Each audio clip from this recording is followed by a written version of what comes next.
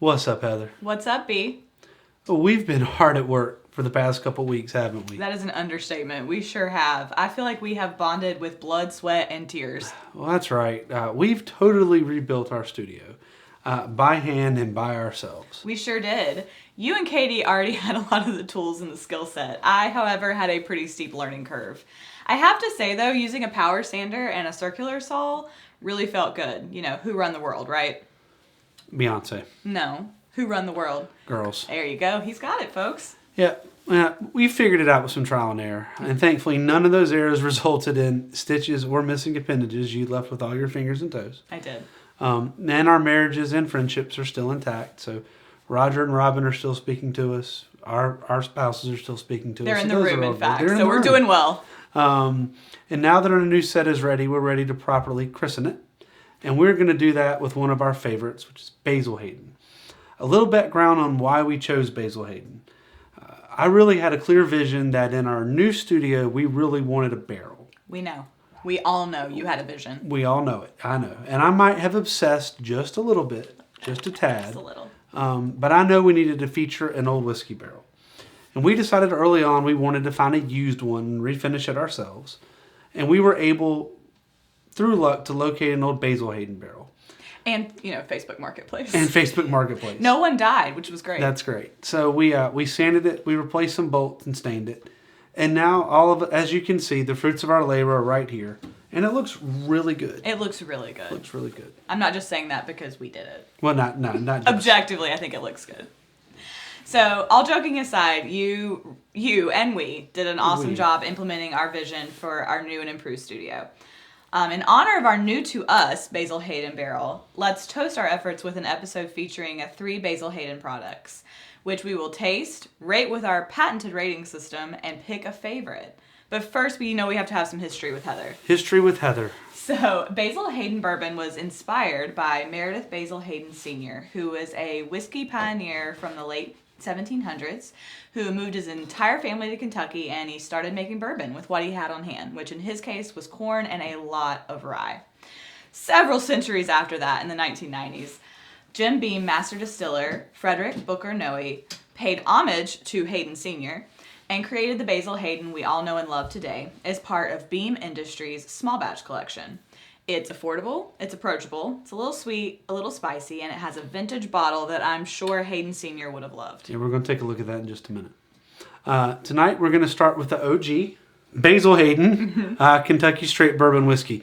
One of the great things about Basil Hayden is they do lots of, I don't know if the correct word is experimentations, but they do lots of different expressions.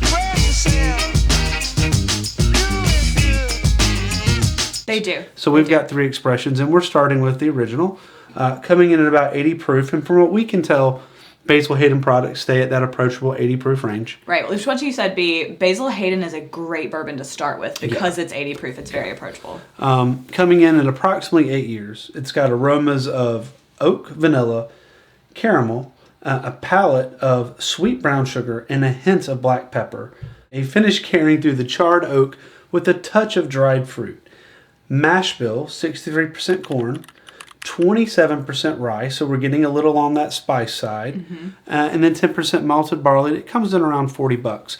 And with all of their bottles that we've seen, at least, the bottle's gorgeous, and it has the hoop from a barrel. It does. It has the barrel around. hoop, and it has the paper label, which is pretty vintage. Yep. So I see people turn bottles into like candle holders and lamps and stuff. Oh yeah. This would make a gorgeous This is one that is very popular. So like that. The packaging does make it stand out, and it looks more expensive than it is. It does. It's very classy looking, and I know that doesn't affect taste, but it certainly affects purchase. We all know. I'm a sucker for good packaging. As bourbon grows, the packaging is very important. It's marketing. It's all about marketing. So let's taste. All right. The original Basil Hayden. Here you go, sir. All right, so we notice it's a light color. It's a light golden color. Yeah, it's light gold. I definitely smell the sweetness, but a little bit of oak. Yeah. And the alcohol is not hitting you in the nose. No, now that we know it's black pepper, I think that's the spicy smell. It's not the ethanol. No.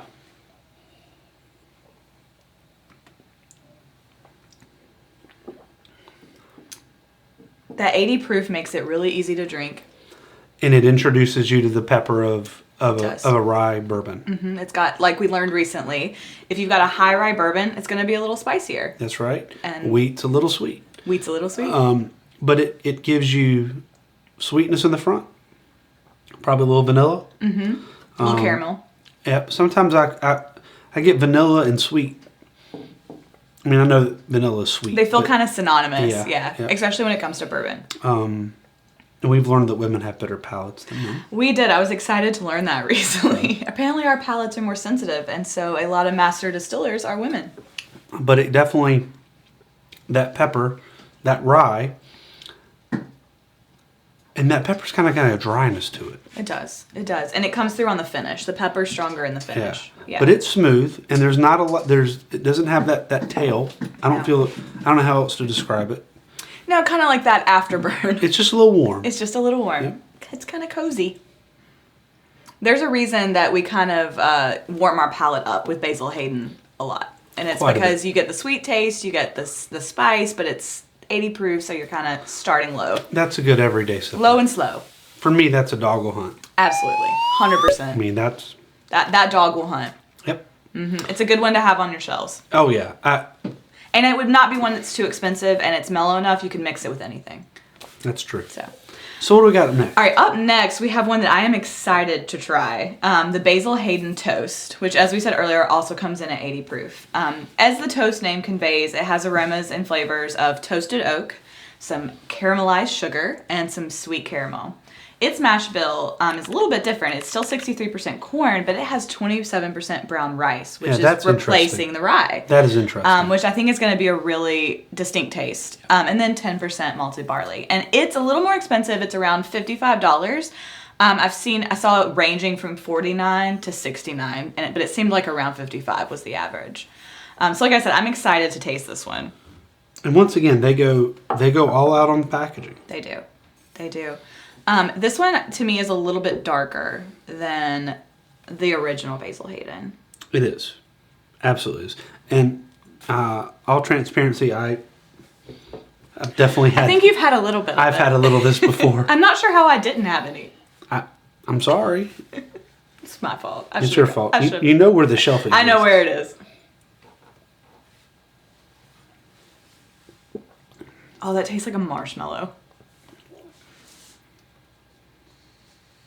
There's no burn. No. No spice. No, none to speak of. It's so light and sweet. I definitely get the sugar, the caramel. Oh, yeah.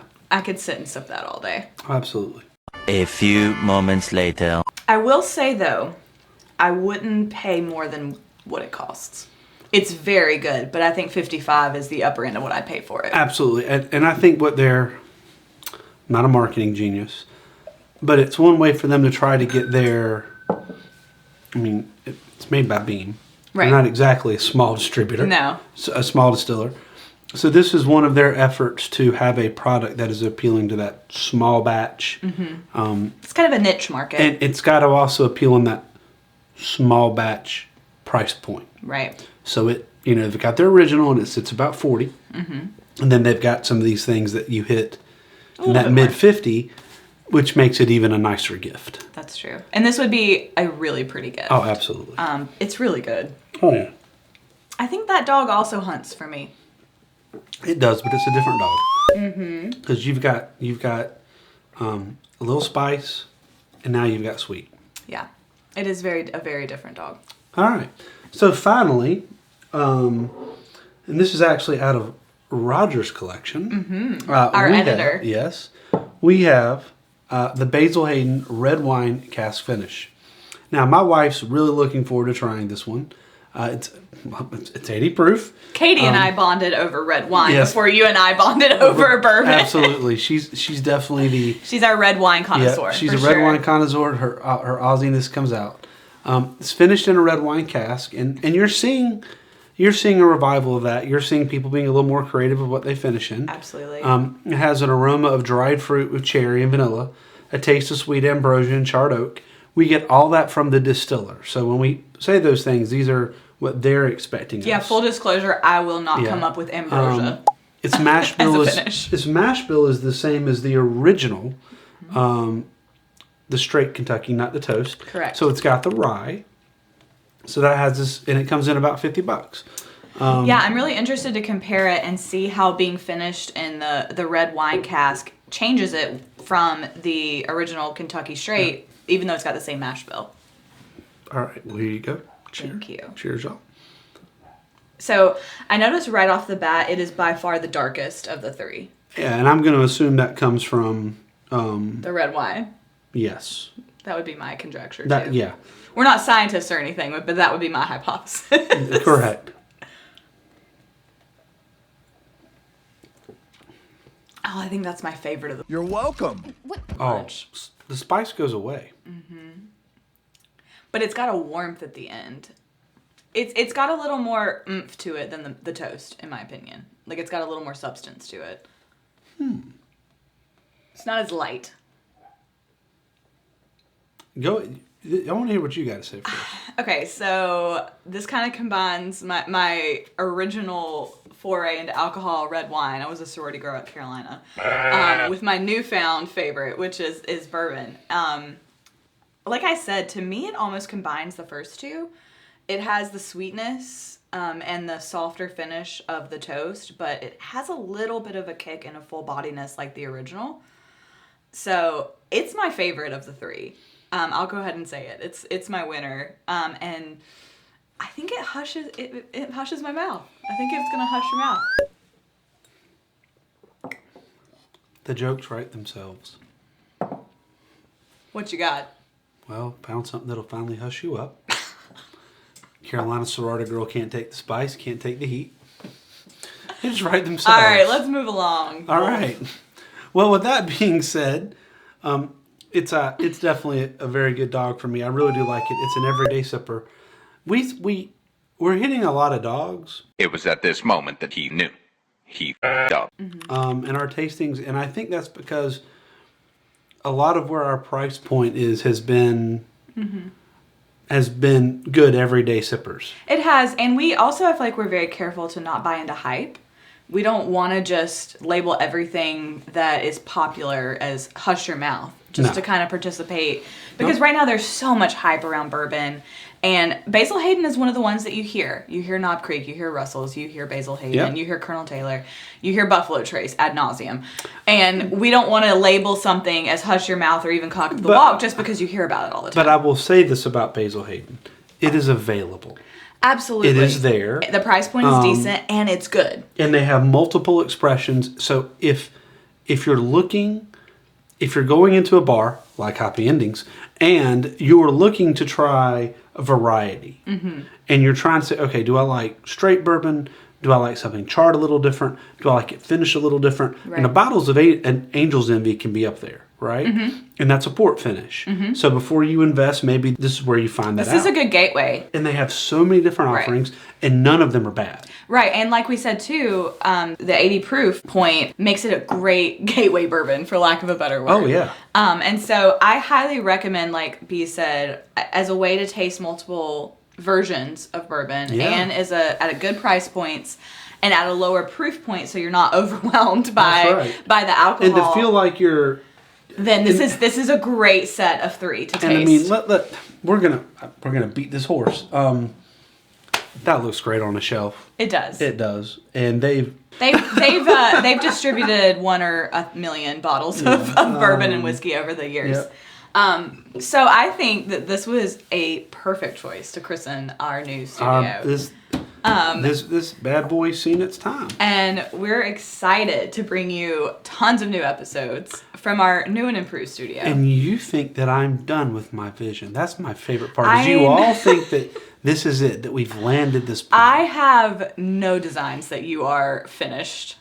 This is going to be like the Winchester Mystery House. You're just going to keep on and keep on and keep on adding till you die. You finally found a reference that I don't know what that means. But I'm thrilled. I'll tell you about it off the show. Off the show. It alludes to true crime, so my other passion. But as always, y'all. Cheers, y'all.